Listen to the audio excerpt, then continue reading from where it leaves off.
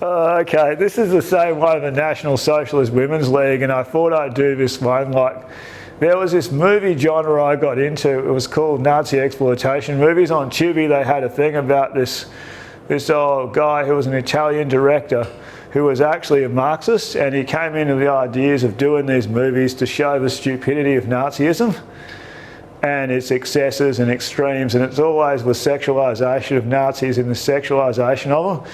And I thought subsequently the National Socialist Women's League, again, pretty much showing that despite all the things of homophobia, the lesbian undertones and the susness about it, and the ridiculous nature of how essentially they charge themselves of moral values and ethics, but subsequently they were depraved sexual weirdos and sickos, really, and they have always been pretty much showing the two double standards, especially when it came to lesbianism and other things, which subsequently, even though they said it was forbidden, well, the Nazis in a circle, what the fuck, they were up to everything, weren't they?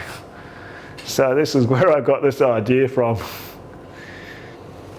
I think his name was Pacini or Panini. He was an Italian director, and he did these movies.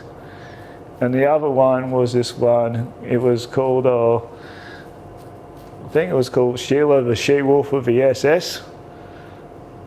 And it was subsequently this blonde woman who was Elsie the She-Wolf of the SS. It was this subsequent movie of this woman with friggin' boots on, pretty much whipping these dudes and pretty much up to all sorts of depravity. And it was actually this movie that became like a cult classic.